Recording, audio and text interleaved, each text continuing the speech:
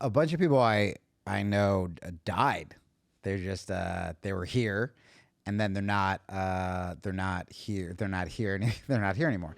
And it's one of those things where I mean, one of them you guys all wrote me about when for the jiu-jitsu guys, Orlando Sanchez.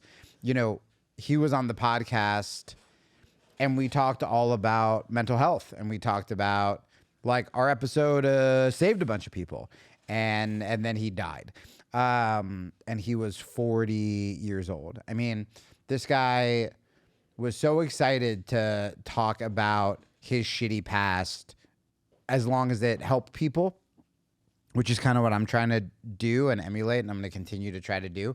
And he was just like so excited about life when we talked. He brought his wife onto the Zoom call. He's like, you got to meet her, like when we were like live on the air.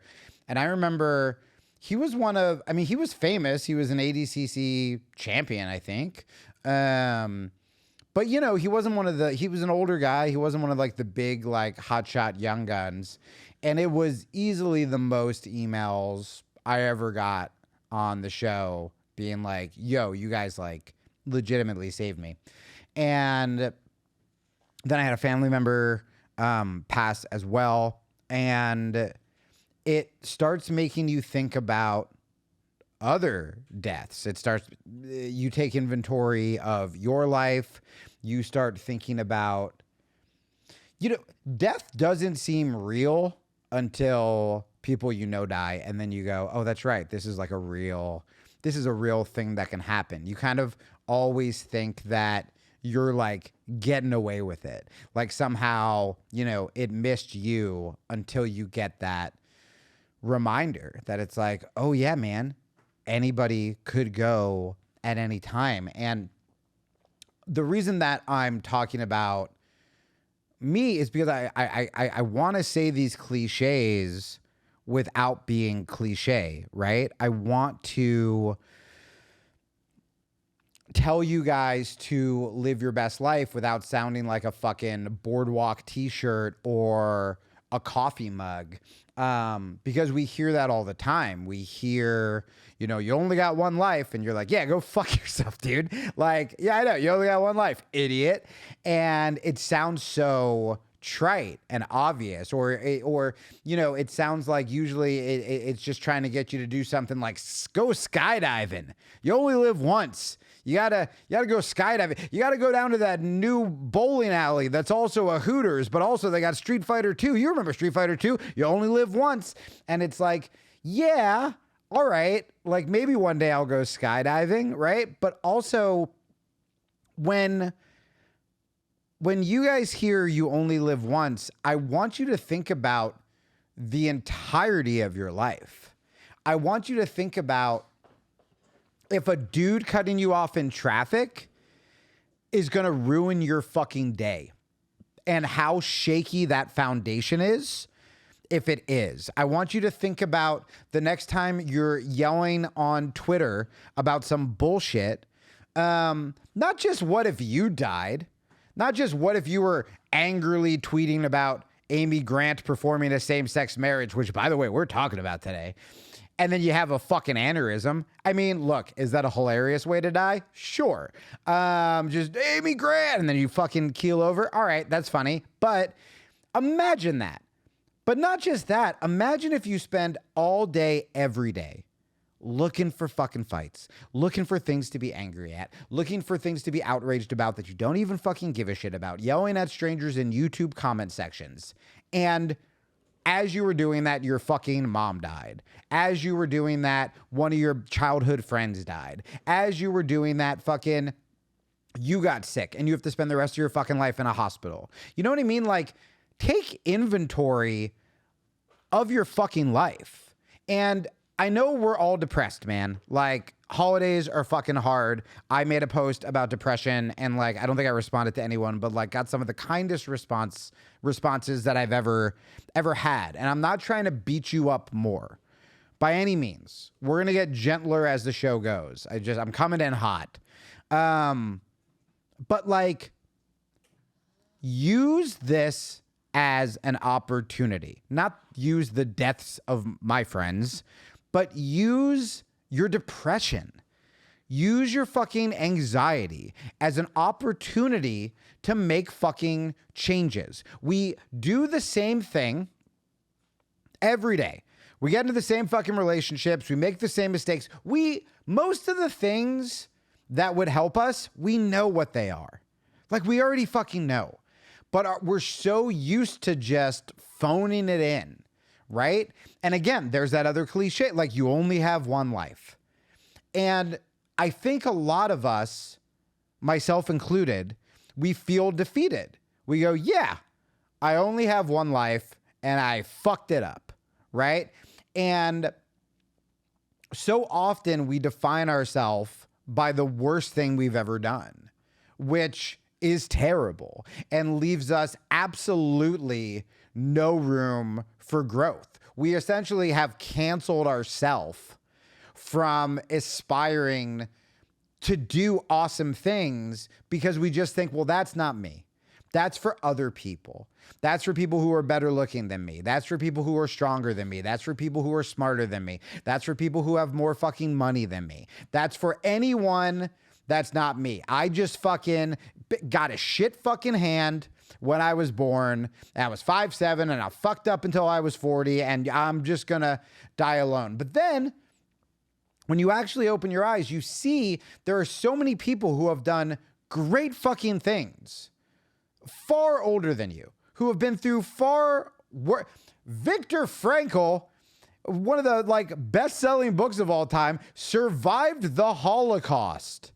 Like, I know your breakup is hard right now, but survived the Holocaust, right? Like, I know, like, I'm pretty bummed out that this show hasn't broken into the top 10, 13 episodes in. Survived the Holocaust. I know we're mad about January 6th. Survived the fucking Holocaust. What this movie, why'd they get that white actor? Survived the fucking Holocaust, right? If that guy can do it and write a book, guess what? If I'm surviving the Holocaust, I'm taking a vacation. I don't know if I'm thinking about writing a fucking book. I'm just going to kick back and watch fucking Netflix because I survived the fucking Holocaust. And he wrote a book to change people's lives, right? When you are getting the shit beaten out of you, not only do you have to get up to survive, but then it is our responsibility to use what we've seen, to use what we've gone through to go, hey man, you don't want to go down that road. I know you think you want to go down that road because it seems like the easy fucking out, right? It seems like just get some fucking pleasure, feel good about yourself. You'll be a little hungover, whatever it is. You don't want to go down the road because I've fucking been there. And why don't you try going down this road and I'm going to walk with you down this road, right? That's what we need to do. I spent so fucking long, one, either riddled in shame about the mistakes I've made.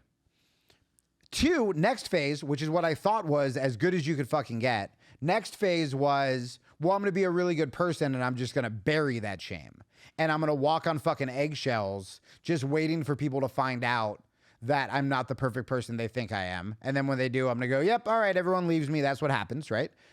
And now, and we're talking this week, I've gotten this advice from two mentors. Not only are they saying, dude, it's not that you overcame the shit that you went through. It's the gift is that you went through it because now you get to help other people. And I feel like when we can start seeing our disadvantages, our flaws, there was a motherfucker at Sheepdog with no legs. An instructor with no legs. He lost his fucking legs. And you know what he did?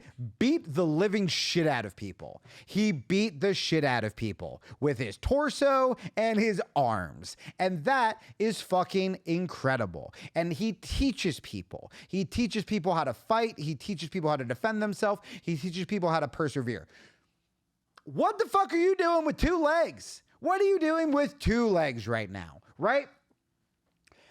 I know this sounds like, again, the cliche of like, it could be worse. And I'm telling you, when someone says that to me, when I'm depressed and someone goes, it could be worse, I'm thinking, you're right, because I'm going to assault you and I'm going to end up in jail. And I wasn't in jail and now I'm in jail and that's fucking worse. I don't like being in jail right now. But also, it fucking could be worse. I'm not saying it could be worse. Your problems don't matter. I think when people get defensive about that, that's what they think it means. It could be worse, so you're not allowed to hurt right now. It could be worse, so you're not allowed to have those negative thoughts. It could be worse, so you're not allowed to be sad that you're fucking single on Christmas, right? It's not that. It could be worse, so take advantage of what you have. It could be worse, so stockpile all of these good things, build a fucking army, and go do something, right? It could be worse, and because right now it's not worse, let's take advantage of that, right?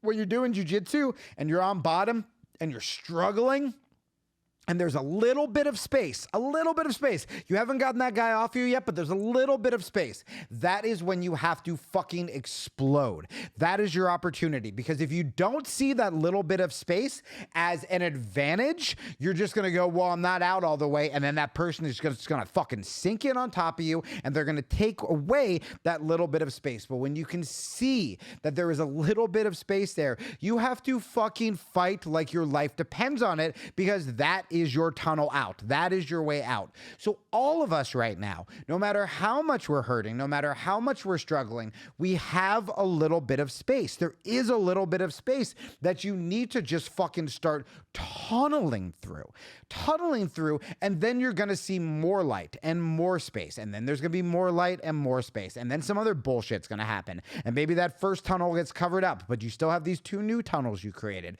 And then you just keep fucking going, right?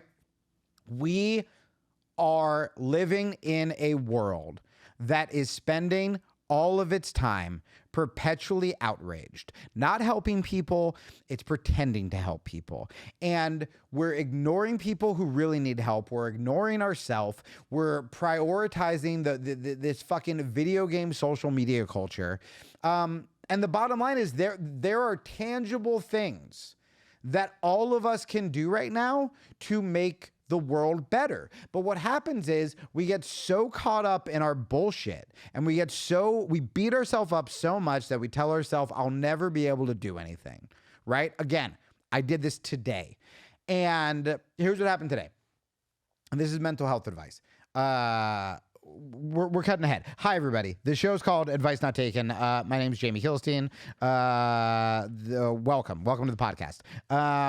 Let me just quick shout outs, and then we're gonna keep fucking going. Brand new patron. I think I shouted him out last week, but just in case, Brian, huge fucking shout out. Thank you to Brian. Also, his dog who passed had the best name ever. It was like Hendrix Ginsburg. It was like 2 awesome names in one, like Jimmy Tarantino. It was something like that. Also, huge shout out to my buddy Sam. So Brian said he was gonna, when he gets back into town, start helping feed houseless people in Phoenix. I'm doing it here in Austin. My buddy Sam, who is also in Austin, gave me 6 or 7 gigantic backpacks that he's been handing out that have supplies and clothes and food and all sorts of stuff. Toiletries, stuff like that. And so I never do this, but I stopped in the middle of the fucking road to give it to a dude because he had a fucking sheepdog response shirt, which was awesome. And I took that as a sign where it's just like, oh, the people that I do stuff with, someone from there already helped him, and I'm going to be the second person to do that. So yeah. So shout out to Sam. Sam was also the one I kept meaning to shout out this fucking line. He said, do you remember that story I told with that dude Cody, where I wanted that Whole Foods meal and I got that, like I was fasting and I got that sad, like huge Thanksgiving meal. And then I saw Cody there homeless and I was like, oh, I have to give Cody my food, don't I? And I texted him today because I want to get him shit before this fucking storm hits. Sam wrote to me that he was really proud of me, but he also said, because I said it was a God thing, Sam goes, I should also start praying for God to derail my cheat days. And then he said, hashtag new diet plan, which I thought was very funny. Guys, if you want to support the show, one of the ways you can do it is you can go to Patreon. I have a Patreon. It's patreon.com/Jamie Kilstein. Ever since we got this big fucking studio and we're putting more effort into the podcast, the Patreon has gone away. Half of it has gone away. And I think people are like, look at that studio. Jamie's rich now. You guys, look. Patreon.com/Jamie Kilstein. I would love health insurance. So you can go to Patreon. Also, next week we're taking off here. So I have not been, I think I've only done one, if that, Patreon episodes this month. I like to do one or two. I will do one this weekend or next week. It's just been a lot has been going on.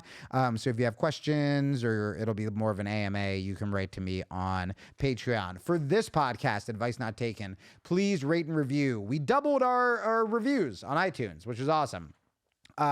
It's still very small. I'd love to get it up to 100 within the next month. Rate 5 stars and just, I wonder if people are doing the me likey. Just write me likey. 5 stars, write me likey. Are people doing it? I'll have to double check. All right, we're gonna see. I'm like you. I don't deep dive into comments too much. So we don't fucking die. Yeah, totally. So that's it. If you want to watch the video of this episode, the full video, you can go to youtube.com/Jamie Kilstein. That's up every Friday. We're posting clips on Instagram. We work really hard and have even gotten into family fights about clips on Instagram, but I am shadow banned on Instagram. So we're fighting for nothing. Don't let Instagram tear this family apart. For the love of God, just go to my Instagram @TheJamieKilstein. If you see a clip, like it, comment, share, all that good stuff. And those are the announcements. Okay, I was going to go into this mental health thing. So one of the mental health things, this is our new segment, Mental Health Mondays on Thursdays, but we tape on Tuesday. Mental Health Mondays on Thursdays that we tape on Tuesday because I like alliteration. So really focus on those first M's, Mental Health Mondays, even though it's Tuesday, but technically for you guys, it's Thursday. But if you listen to the beginning, Mental Health Mondays, there's a real ring to it, even though today is Thursday. I mean, you're probably listening on Friday, if we're being totally honest. Mental Health Mondays, not Monday. It's fine. Okay, so the second piece of mental health advice I want to give, the first piece of mental health I want to give, and this will go into me derailing. This will go into the first, what I was talking about in the beginning. Learn dope shit. That's the advice. Learn dope shit. Now, there are a couple reasons we do this. Number one, learning a skill is fucking awesome. Even though it's hard at first, I mean, anyone here who is good at guitar, do you remember, one, how much easier you thought guitar was going to be than it is? Where you picked it up and you were like, I didn't know it was going to hurt my fingers. I think my fingers bled because I just had some shitty old hepatitis stringed guitar. And I was just in so much pain. But the first time you just play an actual G chord and it's not like all the frets are like pressed down and it's smooth. Holy shit. It's amazing. Or the first time your guitar teacher plays a chord progression and you just do the pentatonic scale over it, not even soloing, but just like boom, boom, boom, boom, boom. Like, and you're just like, this is it. And you can see light at the end of the tunnel, right? Learning a skill will make you feel so fucking good. And it also gives you something to do every day, right? Like I can't do jujitsu right now because I'm hurt, but I can shoot every day. And I can ask questions every day and I can learn this like new skill, right? Which is really exciting. You want to take it a step further, do something where there's community, right? Join a gym, CrossFit, dance class, jujitsu, whatever, a drum circle. I don't give a shit, right? Something where there's community. Where are the people that you want to be like? Go there. Go do that and learn from them and ask them questions and be around healthy people that can be good role models for you, right? Take it a step further is what I did this weekend, which led to my little breakdown today. I took a tactical trauma class and it was one of the coolest fucking things I've ever done. I did it at Sheepdog Response. It was just a room full of people who want to help other people. And what's really cool about this course is it's the people who really, really want to help people. And I mean that because putting a tourniquet on someone is not as sexy as what I did at the end of the weekend, which is wrestle a person. Coach says run to cover with my heartbeat going, and I'm shooting a target and dropping on the ground and like literally just like ping, ping, ping, ping while my heart is racing from wrestling a guy. And I have Colton, the fucking winner of the Ultimate Fighter season 17, going move to cover, move the emergency reload. I'm dropping fucking clips.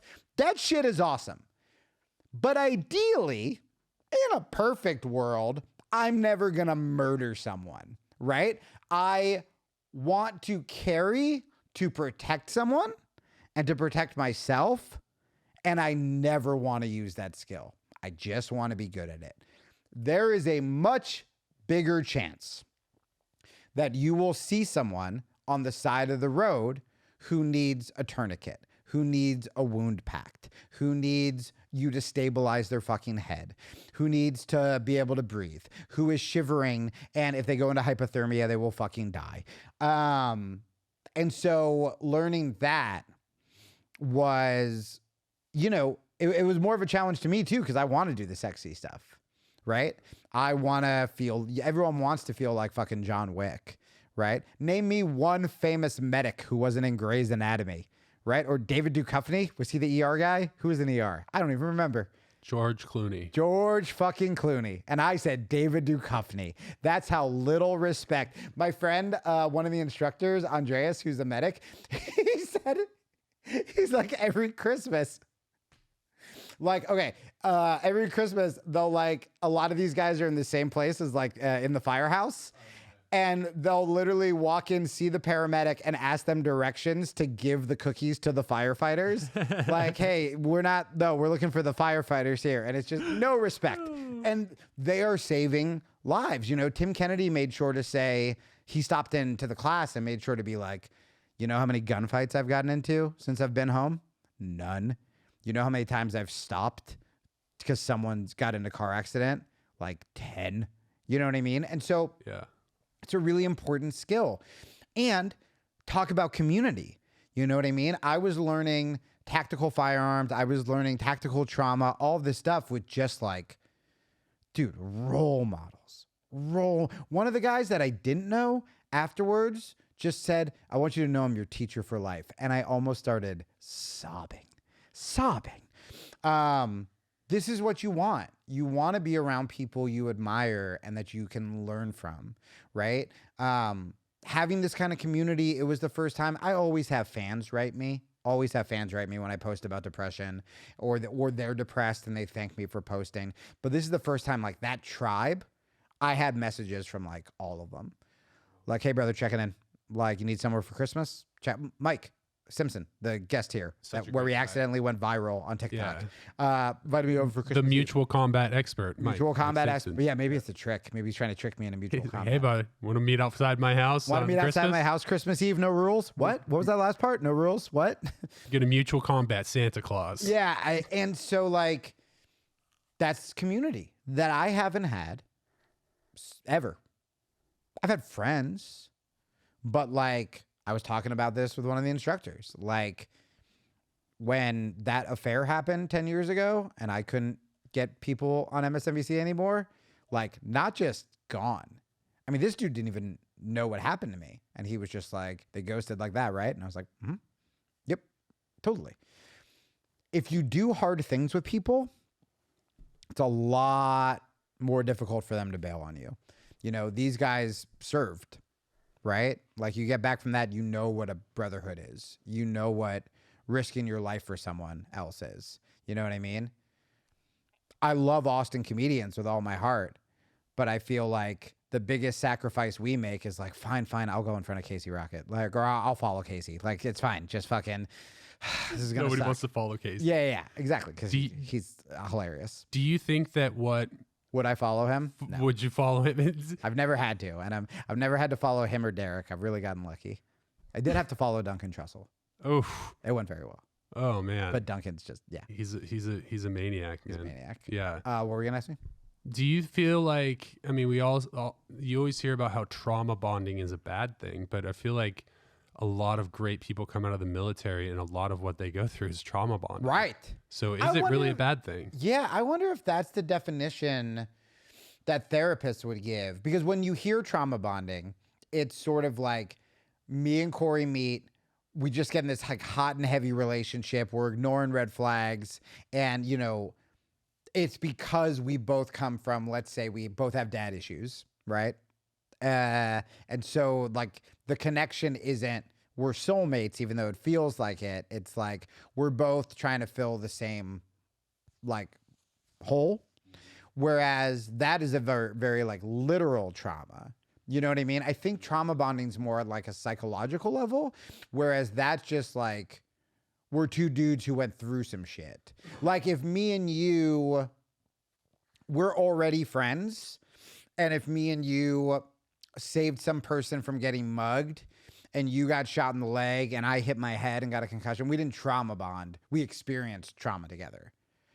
I think that is right. But no, doing hard shit together and making it out, I think more people, I think if more people experienced it, we would probably be more compassionate. You know, I went for so long just thinking that, you know, conservatives or military guys would just be these fucking like mean meatheads.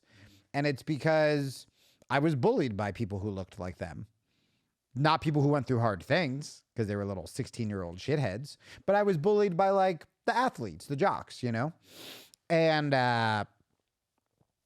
so you just want to cast judgment on people who are different. And then I become friends with them. They're my best friends. They're the best people in the world. They're literally the best people I've ever met.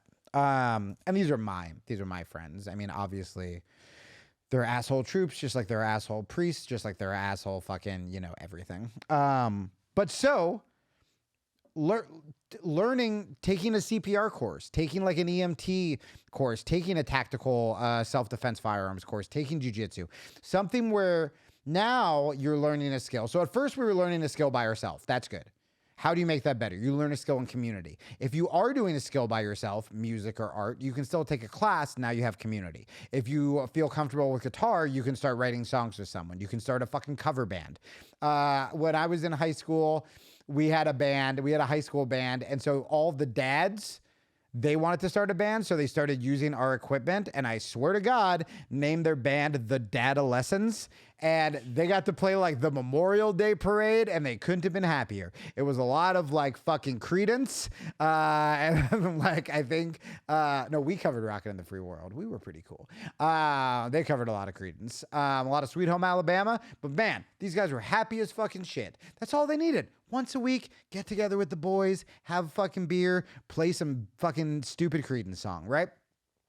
Second step, right, community. Find a way to have community. Jiu-jitsu is a great one. Anything physical, a running club, yoga, whatever. Start to meet people, introduce yourself after class.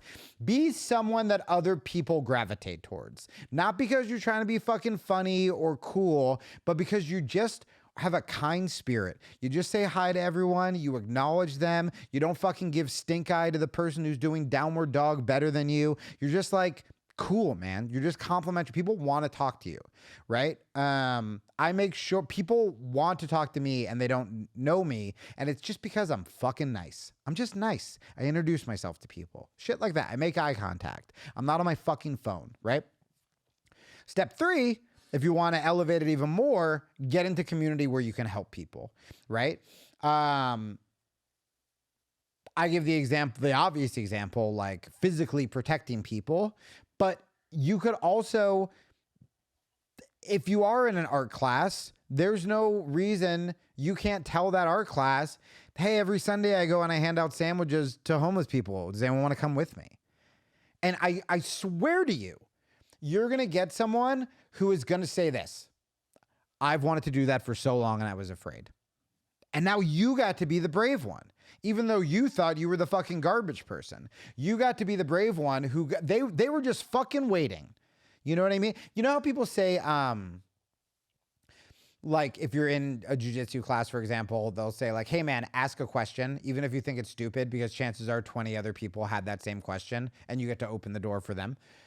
It's the same thing with helping people. It's the same thing with like, there are so many times you're just like, hey, this might sound dumb, but like, do you want to do this? And they're like, God, yes, I wanted to do this for so long, but they weren't brave enough to pull the trigger. So be brave enough to pull the trigger, right? If one of your friends is doing something really awesome, ask them to jump on board. Be like, hey, can I come? Right? So the breakdown I had is the problem is I haven't. So that's the advice. That's a piece of advice. That mental health Mondays on Thursdays, but you'll probably listen on Fridays, and today it's Tuesday because I like alliteration. That's the name of the segment. You're welcome. So my breakdown happened today. Here's another new segment. Can Corey figure out why I had a mental breakdown? I think you know me well enough where you can. So had that amazing weekend, right? You already know where I'm at with comedy. I left feeling the most disciplined, the most skilled, the most confident, and the most loved I've ever felt. This was 4 days from 8 till sundown of just teaching jiu-jitsu, of learning more firearm skills, of learning tactical trauma, of bonding, of connecting, of getting more role models. Why do you think, yesterday was great, I wrote it, why do you think I got depressed today?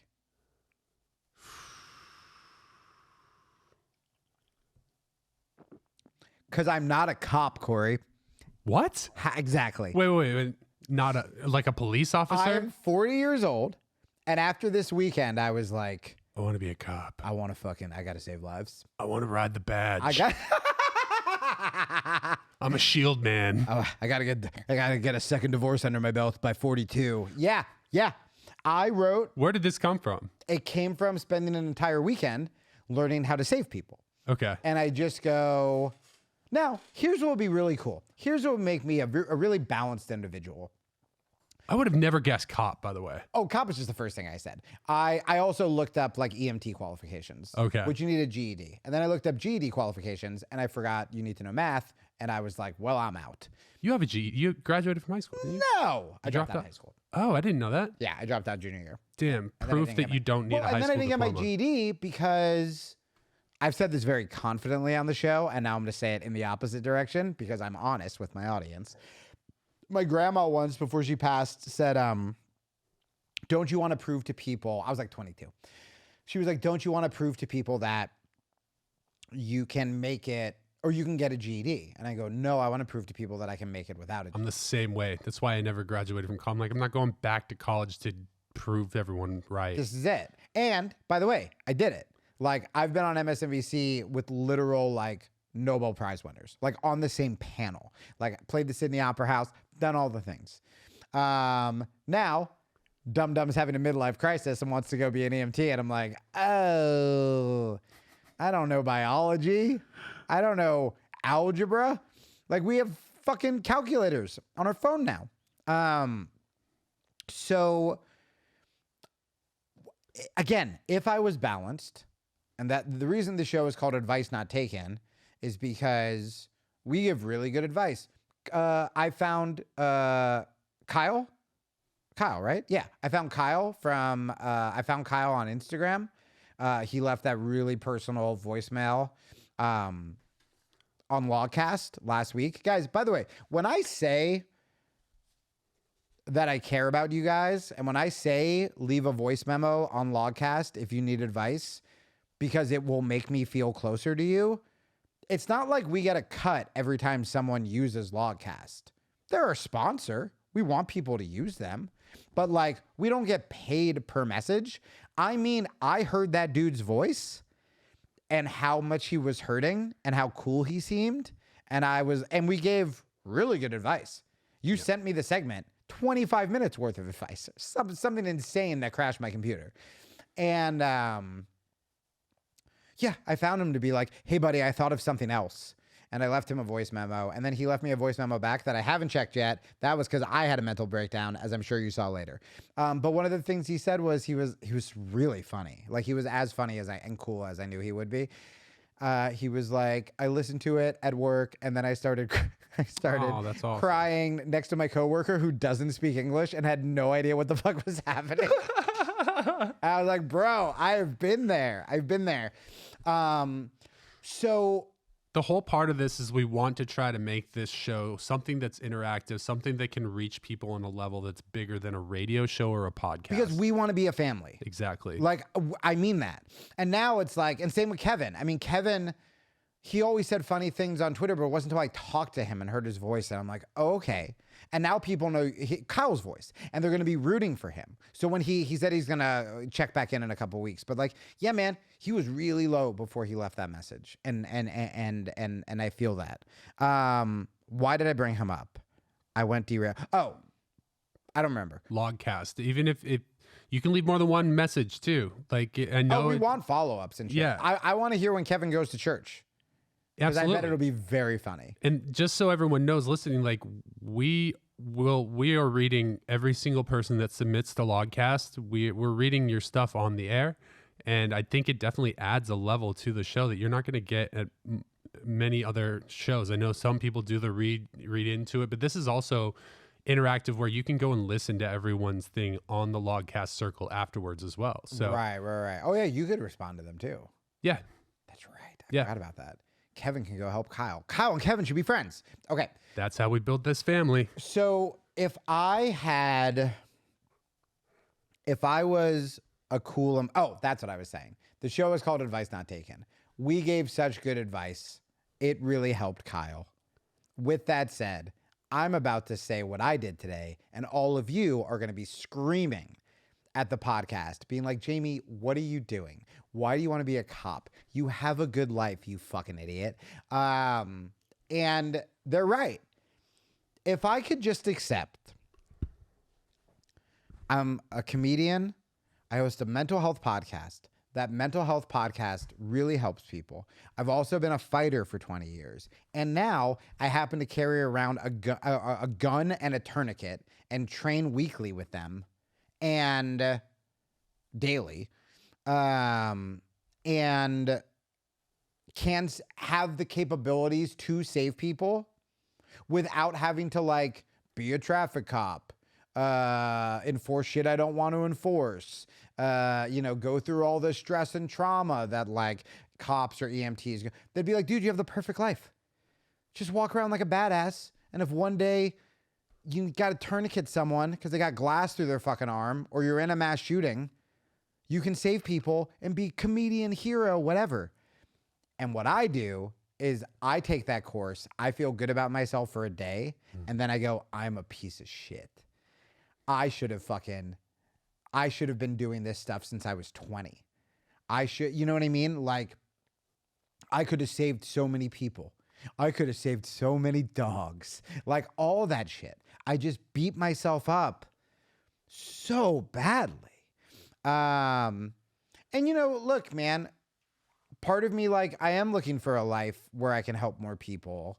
And who knows? Like, talking to my friends about this stuff, it was my cop friend who brought up the EMT thing.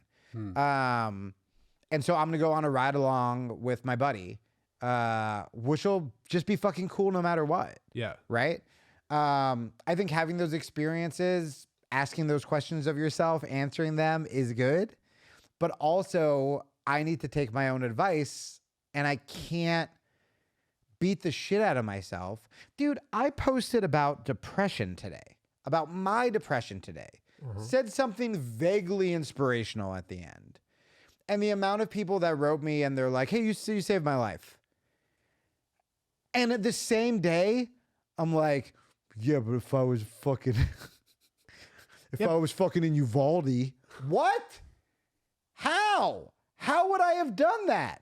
How would I have been stationed in Uvalde? You know what I mean? Like, so how I can turn that into advice for you guys is you guys hear how ridiculous this sounds. And the reason I'm telling you guys this is, one, because I have to be honest on the show. Two, it's on my heart. But three, when you hear me, you guys subscribe to this podcast. Some of you donate on Patreon. There's something about, you saw me on TV, You listen to this podcast for advice, and now you're hearing me be like, I got depressed because at 40, it's really cutting it close to be a police officer.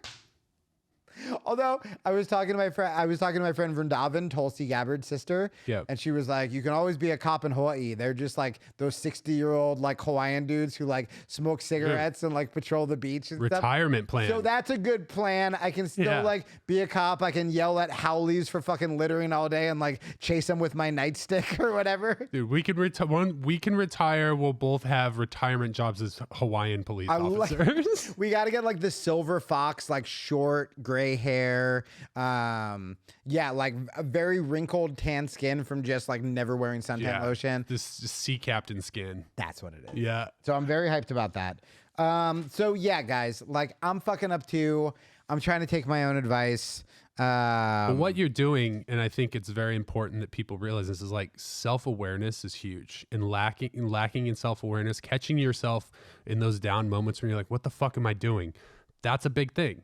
And having the self-awareness and self-regulation to identify that and be like, all right, I got to reel this in. That's the compliment I've gotten the most recently. And it's usually after I just completely spill my guts and expect them to hit me because I feel like such an idiot. And they just go, dude, your self-awareness is incredible. It's so difficult to do. And I think that if I didn't have that, I'd be dead. Well, and I think a lot of people, and myself included, like you got to work on that more than anything. Yeah.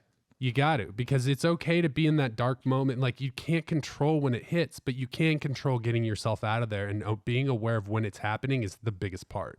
Yes. And I just did David Hertz's podcast. I don't know when it's going to come out. He's awesome. Big influencer dude on the internet. And I was talking about how self-awareness is good, but if you are beating the shit out of yourself with that self-awareness, it can be counterproductive. Well, that's where the self-regulation comes in. That's where it comes in. So try to change the tone. When I catch myself now, instead of the old me, which is like, oh, look at you, you fucking piece of shit. Like, how dumb of you. Of course you made the same fucking mistake. Let's just go get fat and eat pizza. Like, instead of that, when I catch myself, it's more like, hey, bud, what are we doing? Like, what's going on here? You freaking out over nothing? Like, it's much more sort of like how I would talk to a kid I'm teaching jujitsu. Yeah, because your inner self kind of feels like a child. You know? What is? I mean, that's why all those fucking new age Burning Man Madeline people say, by the way, she really wants to come back on the show. So if you guys like Madeline, let me know because I'll have her on all the time. We had a blast. Yeah, I mean, that's why they said they're like, it's your inner child. And it's true because that's where most of our trauma comes from. Yeah. That's where most of our fucking issues come from. You know what I mean? Like, I was jealous for a long time in relationships, and I was just like, God, why are you such a piece of shit, man? You're calling yourself a fucking feminist. You're calling yourself. My first girlfriend cheated on me. Oh, man. It's not her fault. It's still my fault, and it's my fault to repair. But like when you're that impressionable at 16, my first two girlfriends. It'll stick with you. Yeah.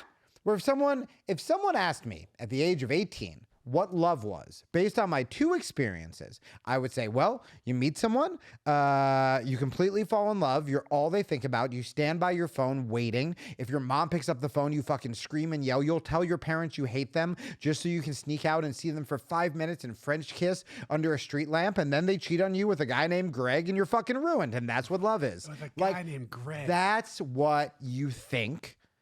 You're just formed that way. Your dad forgets to pick you up from soccer practice every day. You're a piece of shit. You don't deserve love. Your mom fucking, all the things, right? We were about to start getting way too personal. But all the things, man. And it's crazy town that it carries over to you being an adult. But it does. Yeah. It's fucking crazy that as a 40-year-old man, I need a girlfriend to be like, thank you for cooking dinner. I appreciate you. Or else I'm just going to be like, no one appreciates me. And that comes from fucking childhood. Yeah. And again, we can recognize it. We can be gentle. And then we try to fix it. But if we're skipping all of that inner child shit and we're just getting mad at adult us, that's not going to help anyone. You have to give yourself grace. You have to give yourself grace. I'm somewhere in between.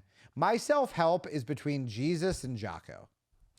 Somewhere where it's like grace and love. I will love you no matter what. And stop being a bitch, get up when your alarm goes off. You know what I mean? Yeah. Somewhere in the middle of that is the solution. Sometimes when you're depressed, you need Jesus in your life. Other times when you're depressed, you need Jocko in your life. Ideally, when you're depressed, you can get a little Jesus and a little Jocko. You can get just a little, just fucking punch to the heart, like, defibrillator, like, yeah, we're going. All right, I'm fucking going to jujitsu. And then when you're driving to jujitsu, say a little prayer to Jesus and be like, hey man, I'm really hating myself right now. And like, but I'm going to jujitsu. That's good, right? And then just feel that love. Feel the love of Jesus and feel like, yeah, man, you're forgiven. I fucking died for you. You're good. You know, Go on and do that and then fucking work for Jocko and then come back and be proud of yourself for like just that balance. Jesus and Jocko. Why aren't there any women there, Jamie? I don't know, because it's a stupid analogy and I'm riffing. I'm doing a podcast by myself. Shut up. Okay. Oh man, there were some really funny moments. There were some really cool moments in this course too. And this is what I'm talking about. Like, it wasn't just like learning a skill. It was like, so during, I don't want to like give too much away, but we did live scenarios in, guys, Sheepdog Response, go to Sheepdog Response, go to their website. They're not just in Austin. They tour everywhere. So like when they go to Chicago, they're going to Chicago in I think April. They're going to do a vehicle defender course, a tactical trauma course, and the Protector 1 course, something like that. So they'll come to a city and they'll knock out a bunch of these courses. So if you have the chance to go, holy shit, you have to go. These are the best instructors in the world. But they'll do live situations. So we're all in a room. And if it's my turn, we're having some fake work meeting, which again, I want to give away so much. I mean, I assume it's different each time, but like there was a joke. We were just at the Meat Packers Union. That was it. It was just the Meat Packers Union, blah, blah, blah. Some instructor busts in the door. Who the fuck, Steve? He's fucking my wife. Bang, bang, gunshot, bang, go. And it's like, right?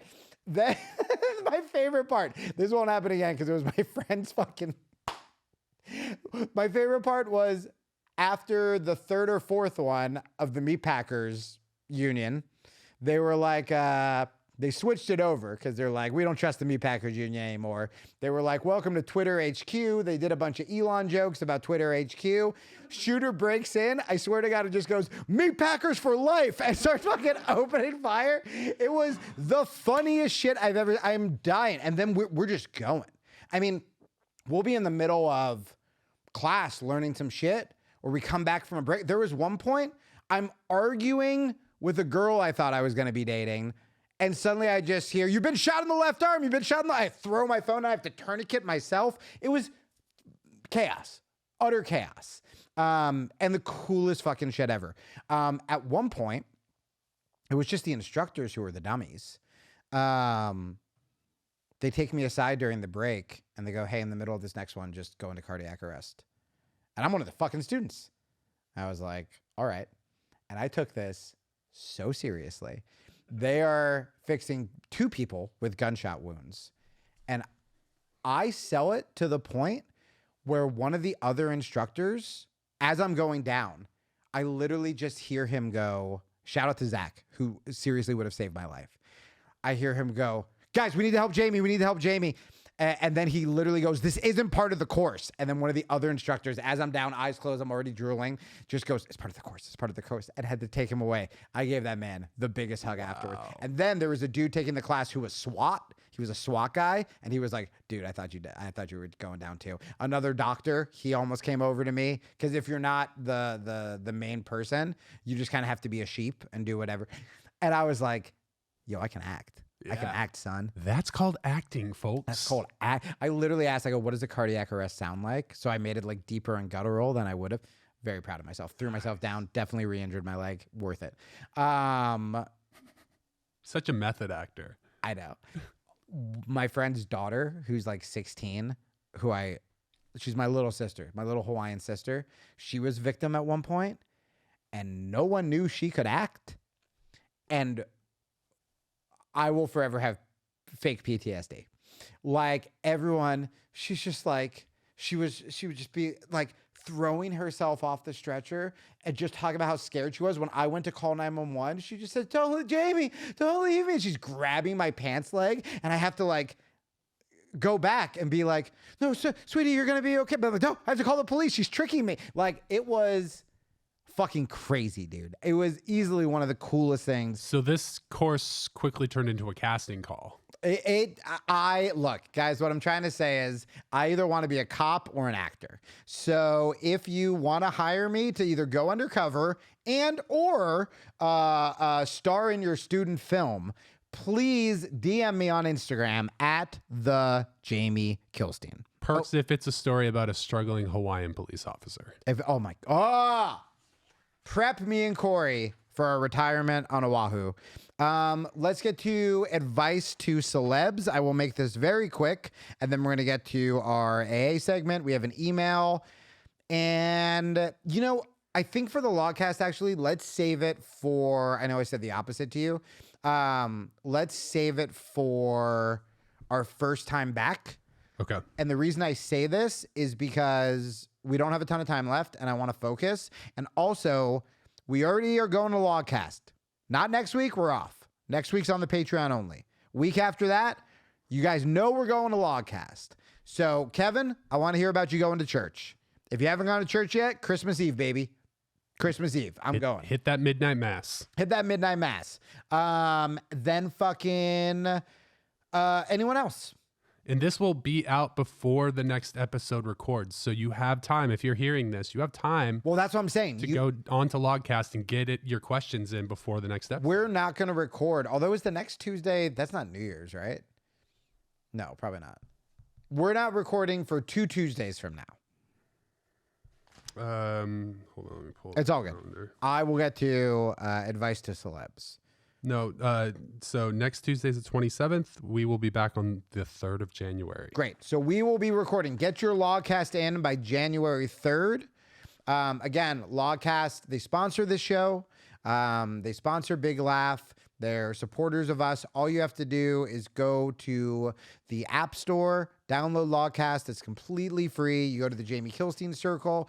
You can leave it there, or you can leave it on the Advice Not Taken circle. Either which way, we will get to it. We look at both of those. And, we really fucking helped someone last week. And that means a lot to us. And I hope it means a lot to you guys. And, this is what the community is for. By the way, if you have advice for Kevin going to church, you can fucking leave that. Like I said, we want this to be a fucking family. So, advice to celebs. Corey, if you have any thoughts on this, you were raised religious. I was not. So, do you remember Amy Grant? Lilith Fair, Amy Grant. Or no, she was a Christian pop star. Yeah. Total pop star, mainstream. Yeah. My mom used to listen to her in the car. Mid-90s, right? Mid-90s. Yeah. Amy Grant, and then she married Vince Gill, the country star. Okay. And people are outraged. Christians are outraged. I just saw Amy Grant trending. I do a new podcast for funsies with Cal Newport, who a ton of you guys know. We do Jamie and Cal Explain the Internet. We're on our 2nd episode. And so I'm forced to look at Twitter at least once a week to find what other people are talking about. So me and Cal, who is not on social media and writes about not going on social media, can react to it and be like, what the fuck is this? That's cool. It's a cool premise. Yeah, Cal and I just really wanted to do something together, and that's what we came up with. That's great. So this was one of the stories. So there's a great chance I'm going to have to also pitch this to Cal, but I was like, this is actually a good one for us too. The gist was Amy Grant announced that she and her husband Vince Gill are going to host a same-sex wedding on their farm for her niece. Amy is quoted as saying, "Jesus, you just narrowed it down to 2 things: love God and love each other." And so people are outraged, right? And before I give my advice to Amy Grant, my advice to celebrities, my advice that I often don't take, I do want to say that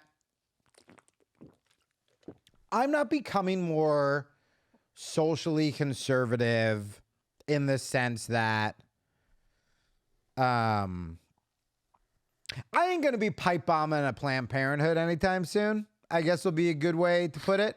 The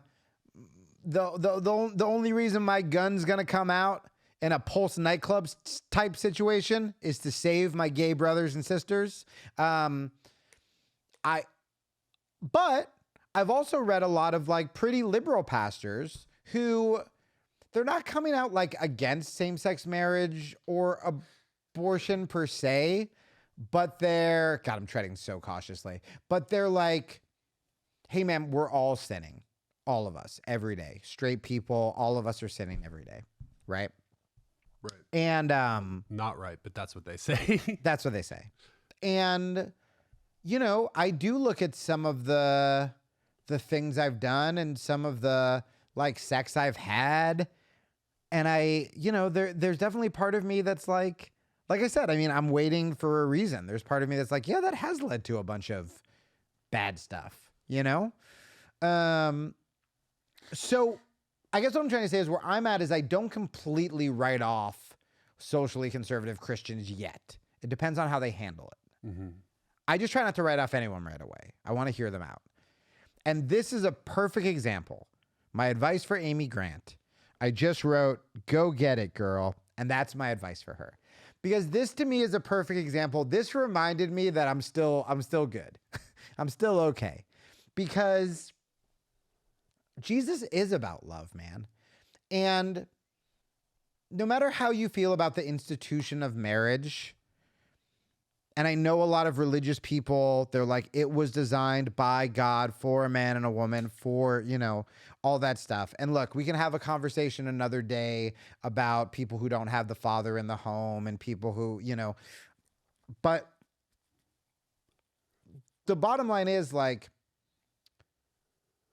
everyone should have equal rights, period. If they're not hurting anyone, they should have equal rights. And Jesus went down and loved and forgave and told them that they were still beautiful prostitutes. One of Jesus's favorite people was a Prostitute, you know, murderers, adulterers. Like, bad shit. I think I had an affair 8 years ago. David was a murderer. Saul was a murderers. And he was like, hey, what if instead we stop murdering and we just like, I don't know, love everyone and spread the good word about me? And they were like, yeah, all right. That's cool. And he's like, you're in, baby. Right?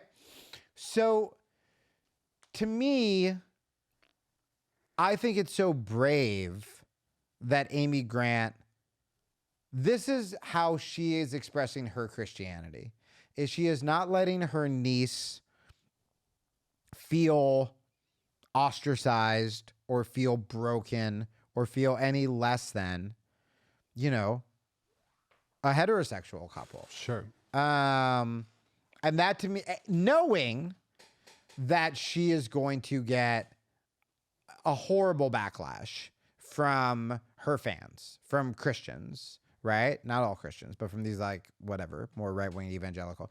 And what I will say, because I know I got a lot of Christians that listen now and a lot of conservatives that listen, is one, get your house in order. Heterosexuals, we're dropping the ball on marriage. We're doing something wrong. We're not doing it great, right? Divorce rate's higher than ever. Fucking people are having affairs. Most of these fucking fatherless homes, it's not like because they're the sweet lesbian couple who owns the independent bookstore down the street. Like most of them are like straight dads who are just bailing because they're cowards, right? And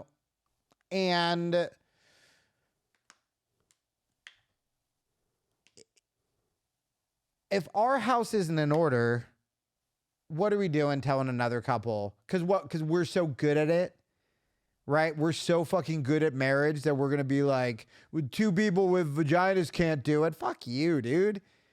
You're not doing it right. You know, like, make sure, be the Christian that goes, even if I disagree with it, right? If you disagree with it and you're still like for it, that's even more badass. Yeah. To me, be like, yeah, man, they should have equal rights. They should be able to see each other on their fucking deathbed. They should have the same, tax, whatever the fuck you get from marriage. Yeah. All I know you get from it is a divorce. But whatever normal people get from marriage. Insurance benefits and like That's what I tax breaks. thought. Although I think we started paying even more for insurance. I don't know. We were in some weird bracket. The marriage thing is weird right now too, especially I feel like in the conservative world, in the Christian conservative world, I feel like they don't get enough credit for being a lot more open-minded than they are. I mean, just recently the Pope came out and he's the first Pope ever to come out and say, I want to have sex with a man. Yeah, exactly. You guys remember when he said I'm that? just going to say it. Came out in support of same-sex civil unions. Yep. And said that these are children of God and they belong to a family and you can't just kick family members out. That's it. There needs to be laws protecting them so everyone has the same rights. So even That's the it. leader of the Catholic Church, That's which is, it. I was raised in the Catholic Church. So to hear that, and they were, for the longest time, the Catholic Church was one of the worst of just being like, no gays. And it's changed a lot, and it's even in my family, very conservative Catholic family, and we have same-sex marriages that were celebrated in our family. Tim Kennedy on this podcast said if he is at church and hears someone saying something disparaging about gay people in the lobby, he's having words with them. And it's great because it's like I was raised very religious. I'm not as religious anymore. But to see that shift, the pendulum took a long time to swing, but we're seeing a lot more of that now. And for my conservative Christian friends who disagree with this, I would ask you to think about this. This is the last thing I'll say on this, and then we'll get to our email. Cool. Let's say you have a daughter who is gay, and all she hears about is gay people being sinners. You'll never get married. You'll never be a mother, right? You're going to go to hell. Worst case, they kill themselves.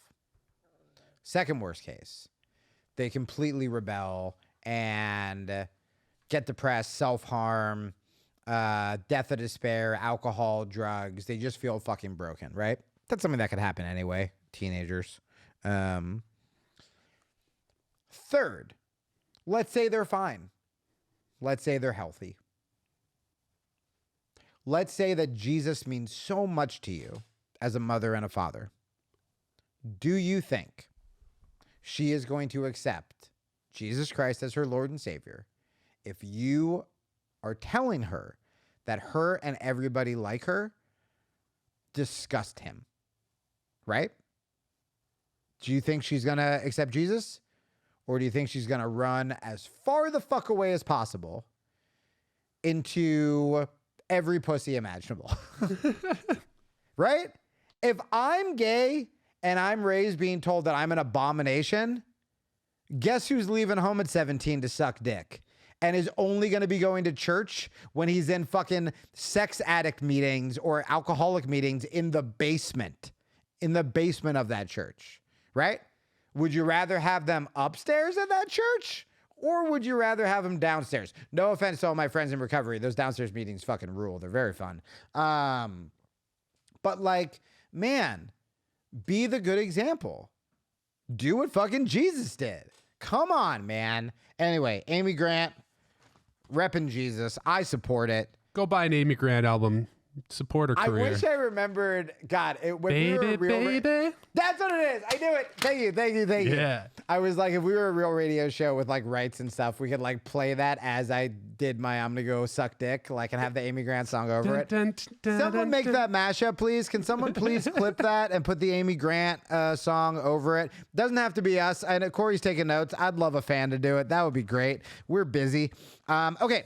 Final thing, we got an email. Corey, can you read this email? It's a long one, but this has to do with a political issue we talked about 2 weeks ago, and Corey said the email was actually great. And I'm pretty sure I know this person on Twitter, so I'm happy about it. Cool. So starts with, hi, Jamie, Sarah, and Corey. That's my favorite part, if I'm being honest with you. The email literally could have just been straight white supremacy. Yeah. And I was so excited that the team was included, because Yeah. I love you and Sarah on mic, that I was like, oh, we're reading this. Straight up. Okay. So if you ever want your stuff read on If you air, ever want your white supremacist rant read, just address it to the three of us. exactly. Longtime fan of Jamie and recent fan of all three of you on this podcast. Trying to be better online and raise up rad voices, but still have work to do for sure. Sorry, we're already cutting them off.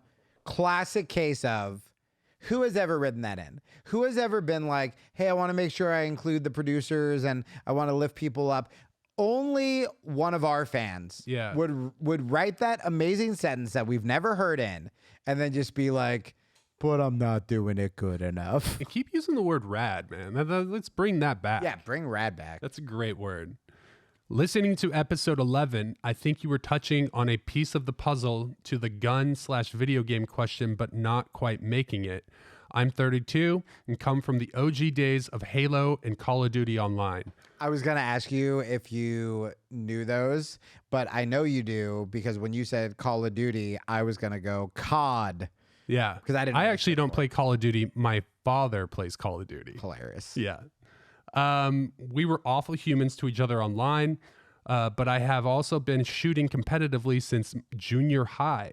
Dope. To top it off, I've struggled with depression for the majority of my life, so I have the video game experience, shooting, and mental health struggles. As an adult, I realize this is a very complex issue. I think Jamie started down the correct path with the statement, locking a kid in a room with video games and training a kid with firearms. So if you guys didn't listen to that episode, Corey asked me a question about if I thought video games led to violence, and I really had to think about it because I wasn't prepped for it.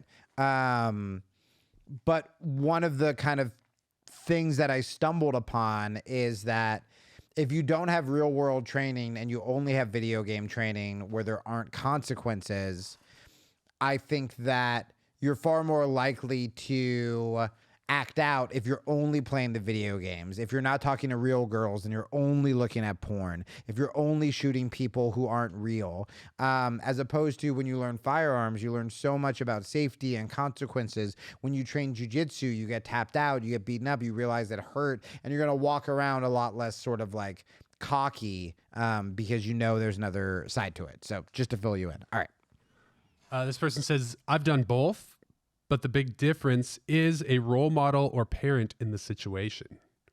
The worst kids I knew in Halo/Call of Duty were the kids without a role model or respected adult figure. That's it. Yep. They were being raised by fellow kids or teens online, essentially. In my firearms courses, you had someone to look up to, former military, cops, or some sort of reasonable adults, kind of like what you were talking about today. Dude, I'm so glad we saved this email. I was just thinking that. I'm like, I'm fucking 40. And I literally told all of these guys in different, I'm like, oh no, I'm the weirdo. I told all these guys, I was like, hey man, I'm really glad to have you as like a role model. Like I haven't had male role models like that ever. That's awesome. And that's another thing. It's never too late, guys. I'm old as shit. It's never too late to find these people. And I mean, that's exactly what he's saying, that my real life friends that I played Call of Duty or Halo with all had reasonably present role models in their lives. The craziest kind of sketchy kids online usually didn't have a good role model of any sort. They were involved in sports, or they weren't involved in sports or any extracurricular activities to have someone to look up to. Mom or dad were minimally present and were left to be raised by the online lobbies of video games.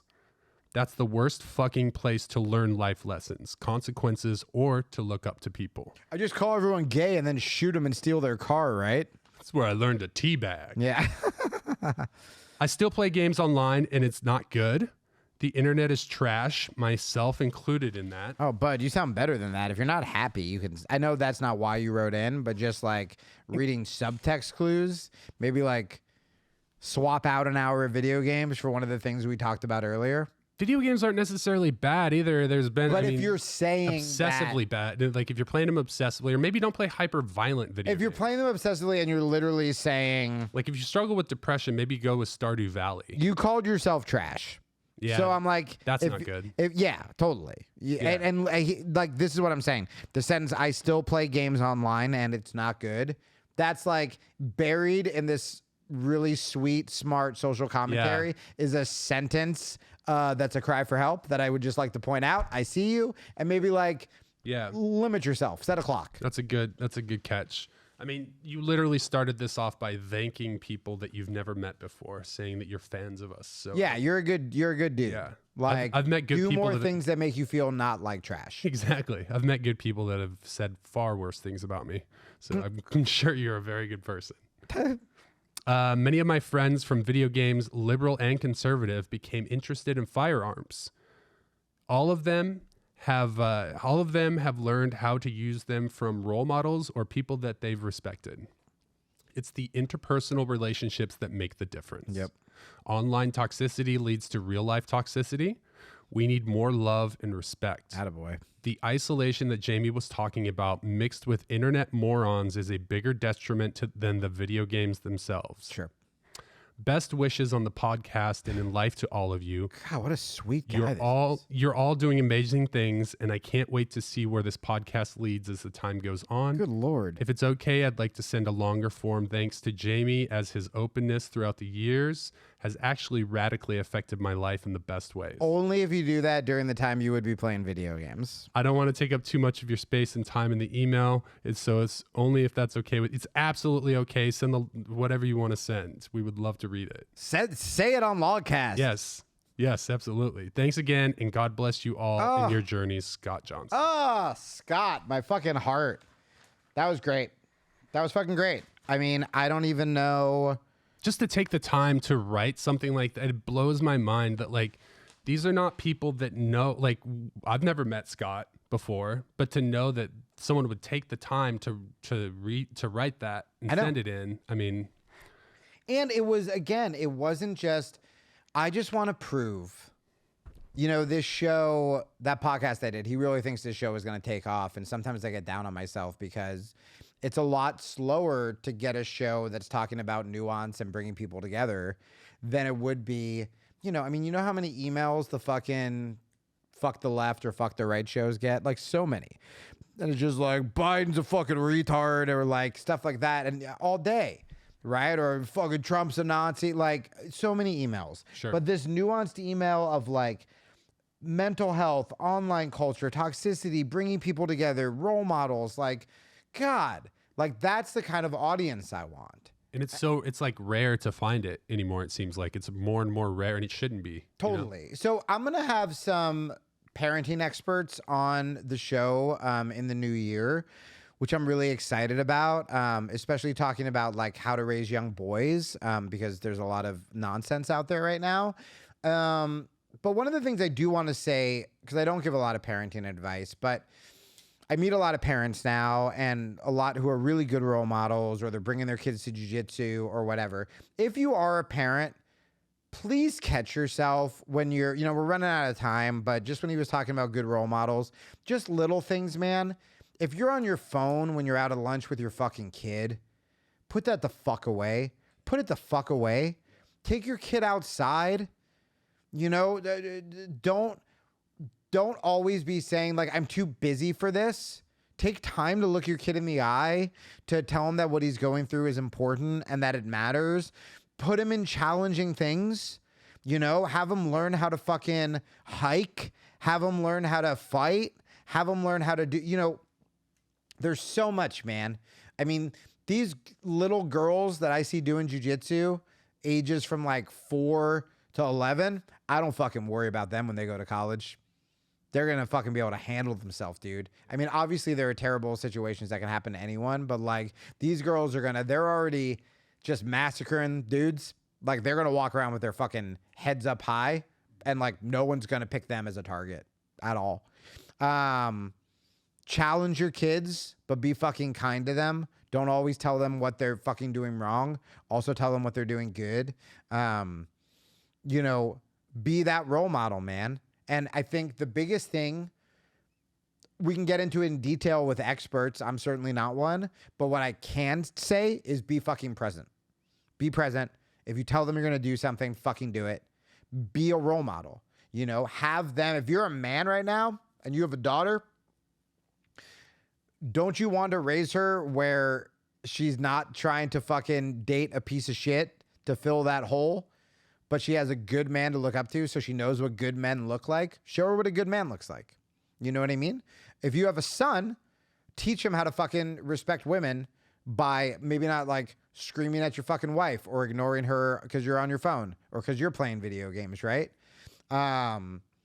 Basic shit.